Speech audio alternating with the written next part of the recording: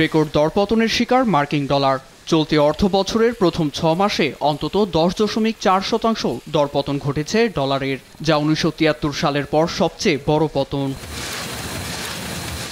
বিশ্ব মুদ্রার মান পরিমাপকারী সংস্থা ডলার ইন্ডেক্সের তথ্য অনুযায়ী বর্তমান ডলারের মান গেল 3 দশকের মধ্যে সবচেয়ে বেশি নেমেছে।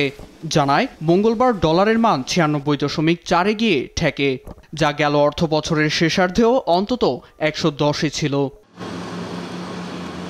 মুদ্রা বাজারের অস্থিরতার জন্য মার্কিন প্রেসিডেন্ট ডোনাল্ড ট্রাম্পের অর্থনৈতিক রূপরেখাকে দায়ী করছেন অর্থনীতিবিদেরা। তাদের মতে বিভিন্ন দেশের উপর ট্রাম্পের শুল্ক আরোপ ও প্রত্যাহারের জেরে হুমকির মুখে বিশ্ব বাণিজ্য। আটলান্টিক কাউন্সিলের মতে বিশ্বের 1/4 জিডিপি প্রবৃদ্ধির মালিক যুক্তরাষ্ট্র, এমনকি বিশ্ব রপ্তানি বাজারের 54% নিয়ন্ত্রক মার্কিনিরা। এছাড়া বিশ্বের 60% ব্যাংক লেনদেনেও নির্ভর করে মার্কিন ডলারের উপর, যার দরুন 70% আন্তর্জাতিক বন্ডের মূল্য নির্ধারণ হয় ডলারে। এছাড়া ইন্টারন্যাশনাল মনিটারি ফান্ড IMF এর তথ্য বলছে বিশ্বের 57% বৈদেশিক মুদ্রার রিজার্ভও ডলারে নির্ধারণ করা হয়।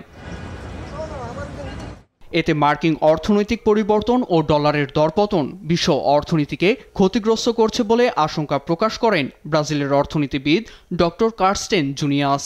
এছাড়া অর্থনৈতিক হুমকির মুখে মার্কিন বাজারগুলো থেকে বিনিয়োগকারীরা মুখ ফিরিয়ে নিচ্ছে বলেও মত জুনিয়াসের। তবে ডলারের দরপতন যুক্তরাষ্ট্রের কৃষিপণ্য ও নিত্যপণ্যের বাজারে স্বস্তি ফেরাবে।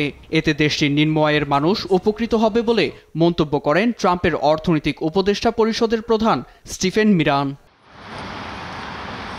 নীরব দাস, নিউজ ডেস্ক, দেশ টিভি।